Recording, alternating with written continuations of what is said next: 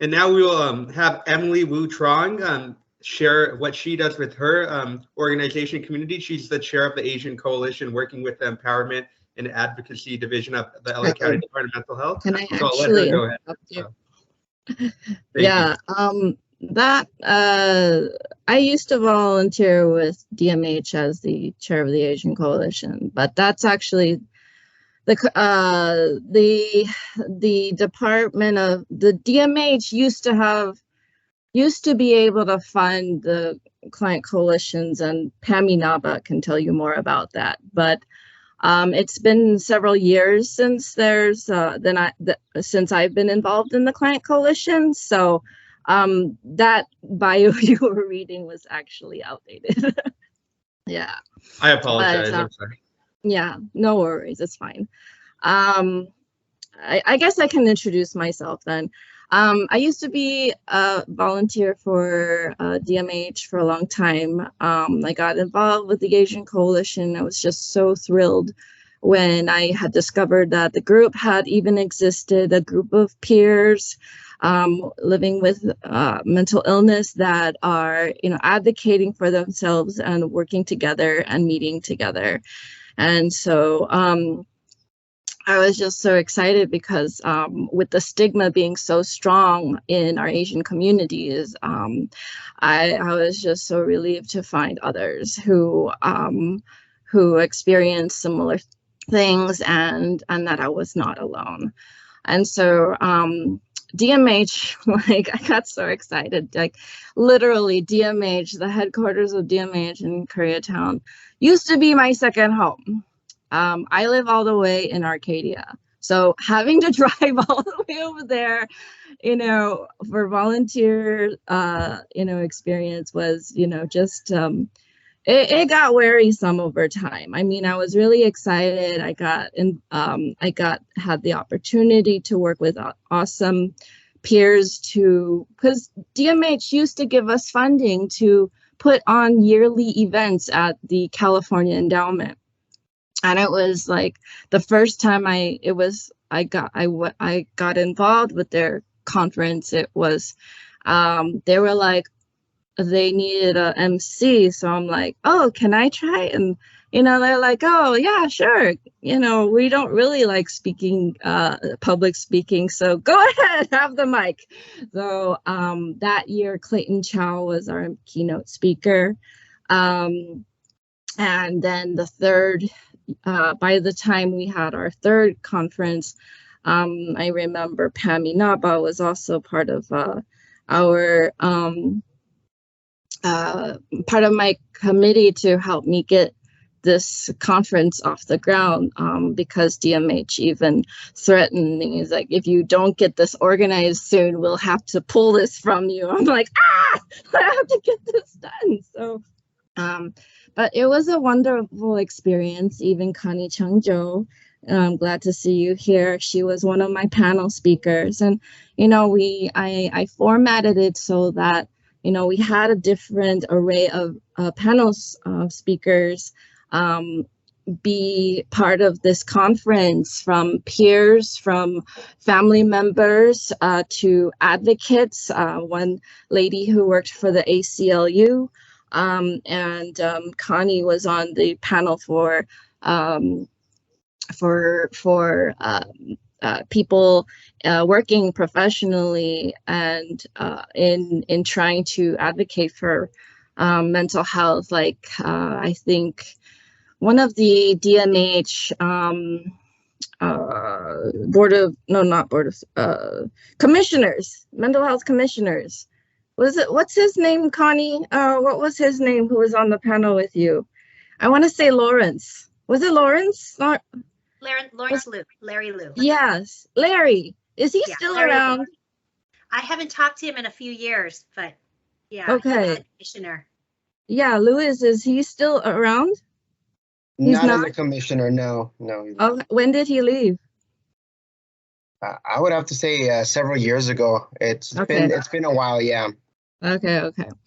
So I would kind of say, yeah. So so I volunteered as the chair of the Asian Coalition for a while. I mean, I think actually one of the employees of DMH, of this empower, used to be, Pam could tell you, it used to be called under Helena Dicko, Empowerment, and that, I forget, it was a while ago. So and so they were like, Emily, you're so enthusiastic about this. Like, why don't you be the chair of the Asian Coalition? I'm like, well, what does that require? And like, we'll tell you after you get it. Like, oh my God. So I was really dedicated back then. And, but driving to DMH got kind of wearisome. So I started having the meetings over at Arcadia Mental Health, so that the drive wouldn't be as bad. And, you know, we had regular people coming. And it was awesome. But I think over time, I just, with DMH pressuring our client coalitions to become nonprofits in itself, I could not take that off the ground. To create a nonprofit by myself, it's just too much work, too much stress. It would affect my mental health. And so Pam Minaba is running the Asian Coalition in Gardena. In one of the, and so she can give you updates about the Asian Coalition now. So, but I would say that the last time that I was involved with the LA County Board of Supervisors and like in 2017, I had created, and I was like, I started in 2016. I was like thinking, you know, if May 10 has been proclaimed Asian Pacific American Mental Health Day in Texas and in San Francisco, then why hasn't, you know, California or why hasn't Los Angeles, you know, jumped on the bandwagon yet? And so that's where I started inquiring with the assistants who work for the Board of Supervisors and asking, like, can we have this proclamation? And so it was done.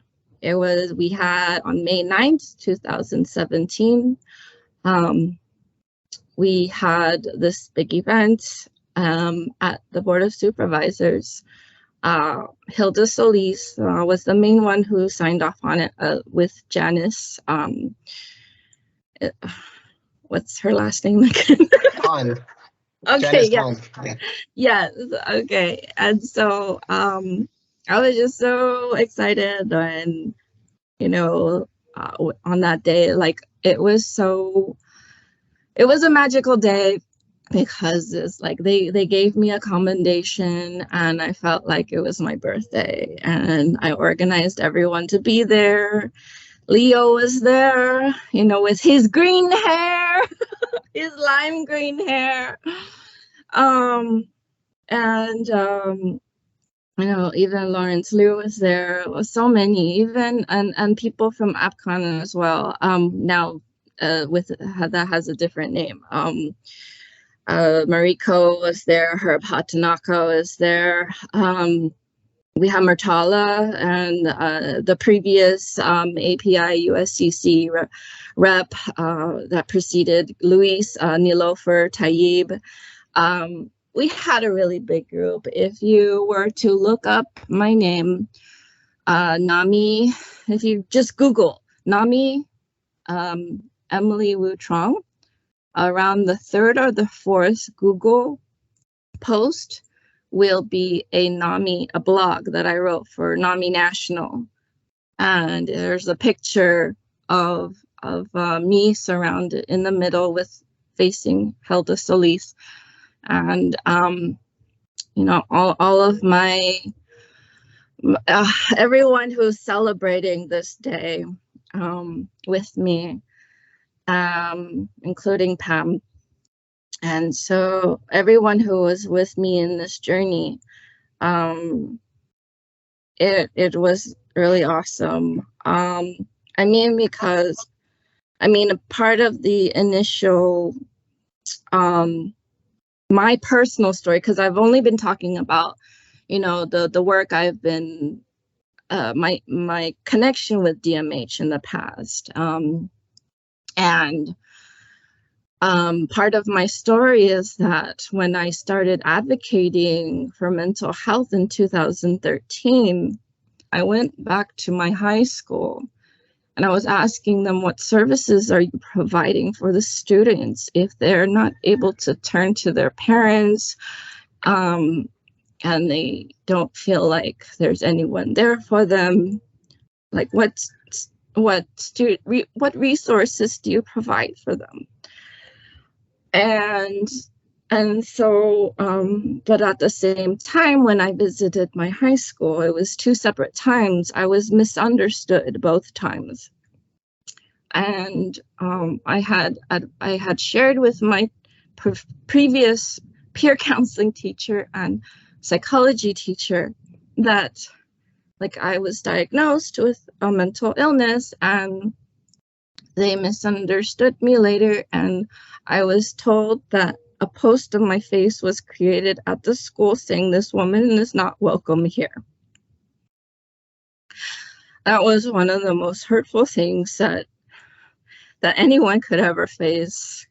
You know, community stigma hurts, especially if it's your own high school.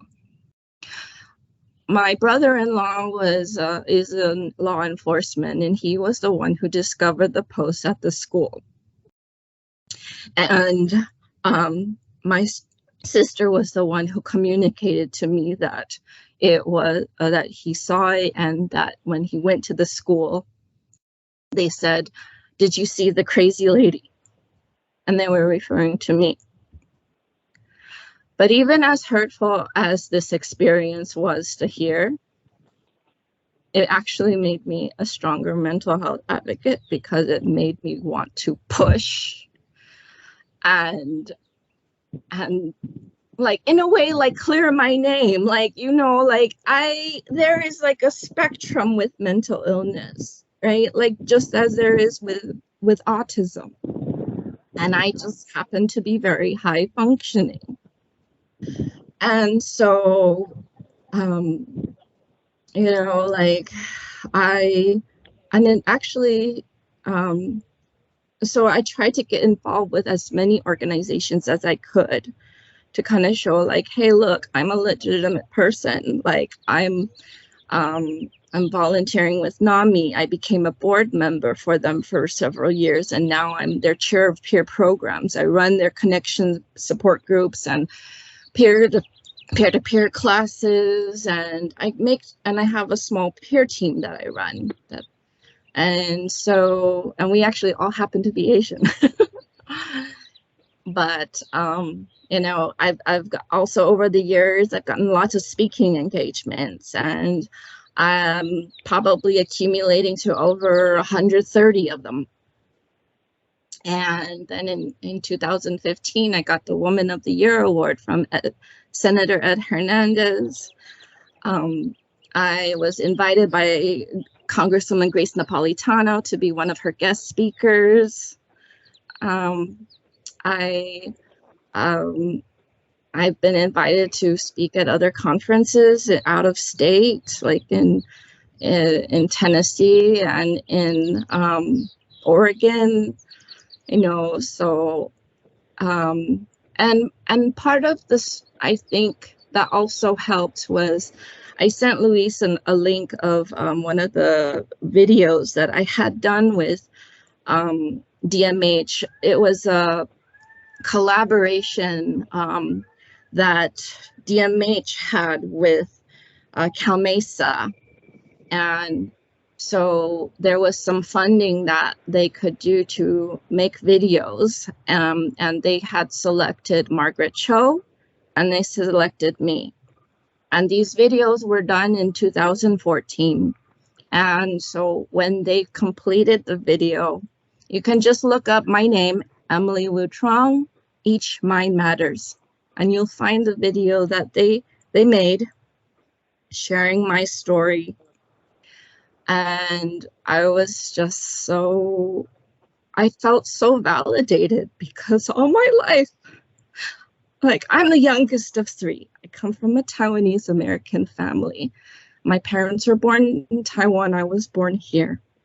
And so because I was the youngest, I feel like my parents would listen to me. I felt like my voice didn't matter. And so I felt like that for so long in my life. And so over time, when I started listening to things that, like Emma Watson one time said at the UN, she said something like, "If not me, who? If not now, when?"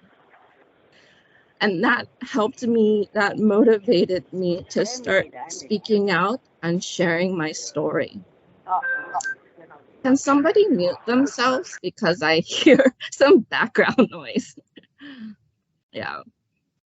Anyways, so yeah, it motivated me to work on alleviating the stigma, because too many people, they struggle in silence instead of getting the help that they need. And so, you know, I tried to get as many speaking engagements as I could, wanted to go to schools and speak to the students as if they're my younger brothers and sisters. Because sometimes with the stigma being so strong with the parents, it's important for the schools to be able to be the mediators within the family, to be able to advocate for the student when they need the help. Because as much outreach as we try to do with the tradition, with the parents who are immigrant born, you know, sometimes they won't change their mind. If they don't change their mind, then how are these kids supposed to get the help that they need? And so that's something that I've always been, something that's been on my heart. But I also see that there's always a lack of resources for the youth. Like, where are the youth support groups? Support groups for the young people who are younger than 18, because technically with my NAMI Connection support group, it's supposed to be for adults 18 and over, right? Where are the open support groups that are for 17 and younger, and not just texting or but the in-person ones, so they can build connections, right? So that's something. And so one other update I do want to share is that I was recently approached in all the time I've been involved with Asian American mental health. I had discovered that there is a national NAPIMHA, NAAPIMHA. And it's almost like it's like the national association that advocates for Asian American mental health, and their executive director is DJ Ida. And she put, so I learned that there used to be a organization, like a committee underneath it called NAPIEN, NAAPIEN. I forget the acronym, but it's basically like, it's the team, it's a group of peers who are invited to be on their steering committee. And actually, I have to leave early for this meeting to join that meeting. So I'm excited to learn about what they do and see how I can work with them. They're based out of Denver, and but the individuals who work in that team, NAPIMHA, are I think based across the country. With like Patai Suyamoto, she is based on the East Coast in Boston, but she is she does a lot of work around Asian American women and suicidality, because that's where she used to be a person who's a survivor, suicide attempt survivor, just as I am. So yeah, so I look forward to seeing what they want to do in the near future, as I know that they have been very involved even at the White House level in the past. And so I guess that's a little bit about me then. So thank you so much for inviting me. I know I spoke a little bit longer than maybe Connie and Paya. Thank you so much, Emily, for sharing. We know how much courage it takes to be able to share your personal experiences and how hard it must be. So we're really appreciative of that, and we know the impact that you have on many people throughout our community, throughout the United States and abroad. But we know that the work that you're having has such a huge impact, and it's really important. And thank you for engaging with our youth and everyone. It's so important. You may not always feel that, but it's definitely something so important. So thank you so much, and congratulations on winning Woman of the Year. Awesome. Oh yeah, thank you. So Connie had to leave at 3, but if there's any questions that you have for her, you can put them in the chat and I'll make sure I relay them to her.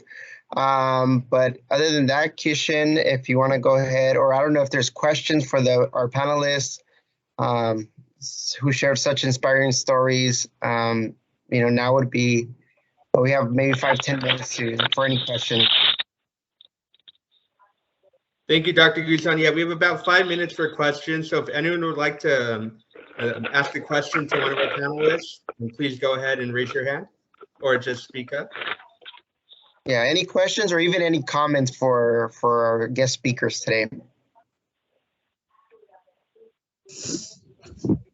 And yeah, go ahead. Kishan, I think. Yes. This is for both presenters, please. So I want to say, what do you think is the biggest obstacle for Asian Americans, today? What is the biggest obstacle about Asian what? For Asian American youth today. Probably the generational conflicts, cultural conflicts. Wow. Okay.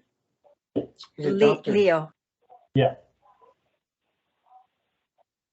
What do you guys think? Sorry. So that was, I think Emily was saying generational conflict, right, Emily?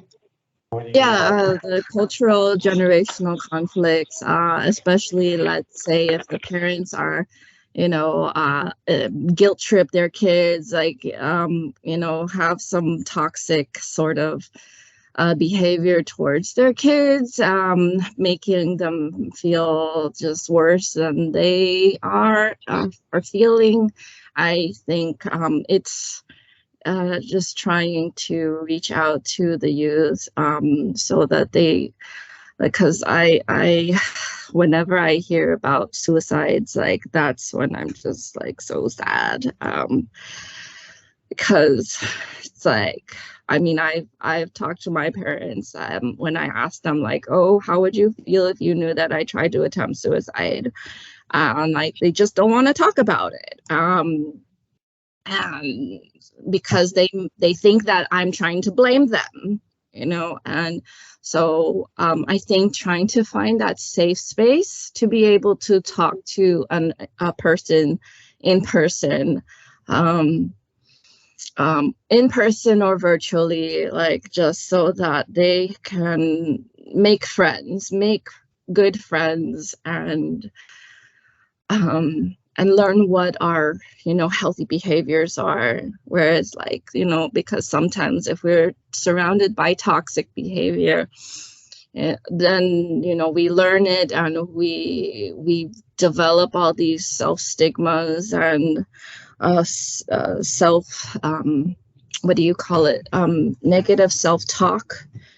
And if we can't convince these kids to think otherwise, and they'll continue to have low self-esteem, and they think that their worth is only based on the external things that they have, the title that they have, what job they have, how much money they make. It's your worth is not based on all those external things. You are priceless, you are precious, and never in a million years would I want you to kill yourself. So, Thank you, Emily, so much for that. I think Pai also wanted to share something. Payal? Yeah, and I just wanted to say that at least in the South Asian community, what we have observed is the identity conflict because youth, they live between two cultures, two generations, and so that is one of the important things that we see that must be addressed. So yeah, that is one of the important ones. Thank you. So like the two cultures thing? Yeah. Because some of the, even if the youth are born here in United States, but still they are getting raised in the first generation's family. And so they have extra pressures of performing inside the house environment and outside the house environment. They want to fit into, the peers, but at the same time, as soon as they come back home, they must be speaking their language and must follow the religion and all of that, and outside. So it's a balancing act. So so that is where the major conflict I think happens. Yeah. No, definitely. I just want to add on Paul's point. She's 100% correct. As someone, I have parents that were born in the USA, moved at an early age, or were born here.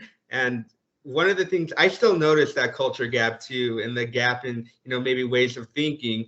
And I have a lot of friends in the South Asian community that are that had parents born in India and maybe don't have as maybe modernized like thoughts or ways of maybe living or stuff like that, or ways of thinking. So it really is important to bridge the gap, not only with those that come here as immigrants, but also maybe even those parents that might have been born here but still have a difference in thinking, and really try to work together and find common solutions. In Sahas, we we address that as a hybrid parenting, and we do a lot of community education around hybrid parenting, and we talk to the parents. Also, I've started talking to the school districts about it. So that the teachers, the mental health professionals, they also understand that what are the challenges of the South Asian students' life, and what are they facing when they're coming to the school, and how to work with them effectively. Who are the parents? What are the challenges? So that is the project that we have this year, and we are working very, very closely with the school district. Awesome. Thank you so much, Payal. Kishan, can I also share, Emily, thank you so much for sharing this. And in my community also, about 10 years ago, if you were to ask a Cambodian youth, where are you from? They would say, I'm from Thailand, I'm from the Philippines, I'm from Indonesia, but not Cambodia. Because prior to that, all they heard is about the killing field. And they want to know, this is because the second or the third generation of the Cambodians, they ask their parents, a killing field survivor. They are either my age or older than me. The parents, us, we seldom want to talk about the killing field experience at all. We carry it with us, again, because this is the culture. We don't want to tell so bad about who we are. So the kids don't want to be identified themselves as Cambodians. So then a group of friends some years ago, they said, you know what, we have to do something. We have to create identity. We have to bring back pride of being Khmer or Cambodian. So that's why the Cambodia town designation was proposed in some 10 years ago or 15 years ago. And so the group worked hard. And then we worked hard. We brought back the parade. Again, the parade is always about sharing the experience, give back the pride to our second or third generation of who they are. They should be feel proud of. So many of them are actually proud of their heritage. They start to talk. Their parents also healing too, because the cultural events yearly that we've been put up for the last 14 years, we heal them. We brought the best of the Khmer culture, the best of us, that through 2,000 or 3,000 years, that we brought back, and then we heal them slowly. So they start to open up with their children. And many of them came to us and say, you know what, you guys, thank you so much. Because right now, Long Beach, we have the Cambodia Town District. This is at least our small town. So they feel so great about it. So we understand. And again, Emily, you touch a lot of issues that we are going through. It's still been a challenge for us. Mental health, when they came to us, it's pretty serious already, you know. Again, they still don't want to share about this because it's not our culture of being of sharing with you of problems. So thank you so much, Kishan. This is what I have to say. Thank you. Awesome. Thank you so much, Richard, for sharing, especially, the importance of being prideful of your upbringing and your background. It's something so important, and it can really benefit us all. So thank you so much for sharing. Sorry for cutting you off. Oh, actually, in response to what Richard said, when I was growing up, I wanted to connect with my parents, and so what I did was okay, well, my mom likes talking about Taiwan politics, so I'll learn about some Taiwan politics, and then if she wants to, if she's getting annoying, then I'll just change the subject and talk about, so what's going on in Taiwan, and so in that way, I kind of bonded with her. That way, I got involved with, I learned about international U.S. China Taiwan politics before, and just to try to kind of understand her upbringing and why she has so much Taiwanese pride. So I'm always for, family unity if it's possible, because I think that's where the strongest support can be. So. Awesome. Thank you, Emily, for sharing. And then Kishan, I think we have Sakti Pai. Yes. Hi everyone, this is Sakti Pai with the Community Development YMCA of Greater Long Beach. Thank you, Emily, and for sharing a very powerful and inspiring story. With youth, and you share some very important issues that youth have been facing, and I work with youth every day at the Y. Well, I'm still a young adult under the age of 35, considered to be youth, and working with youth.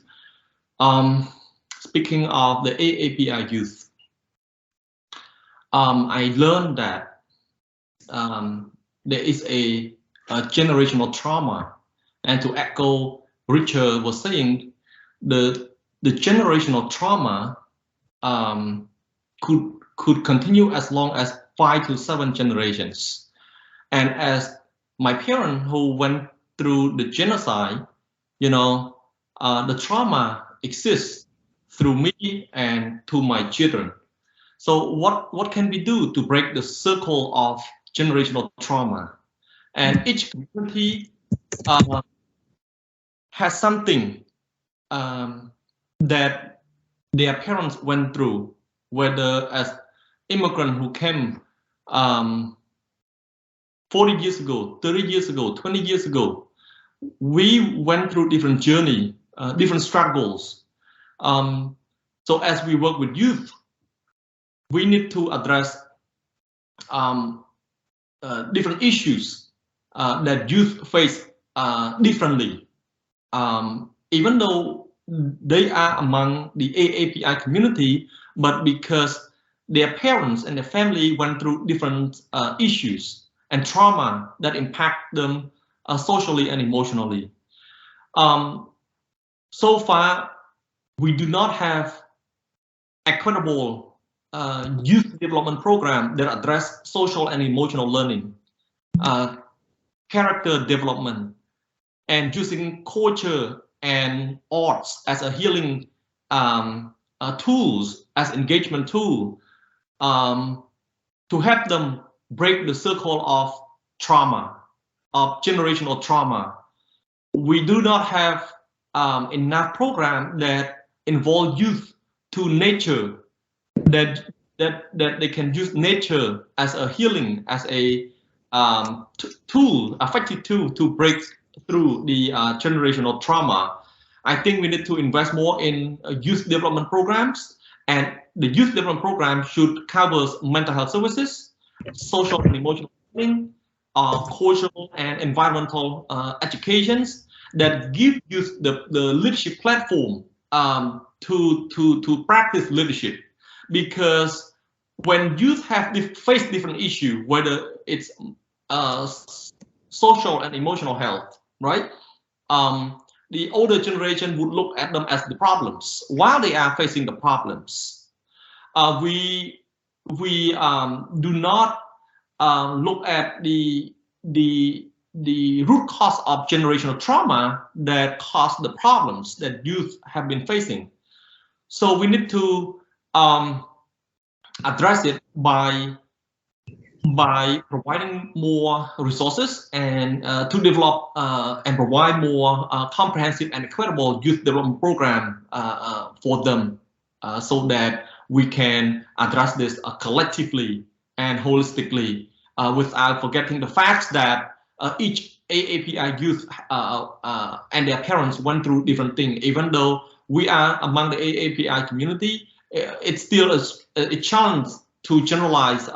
We are the same. We are similar despite the differences. We are different despite the similarity. So we have to address them individually so that we can look at the root cause of the issue that youth has been facing, and not looking at the youth as the problems, but give them the platform to address their own problems and propose solutions. Thank you.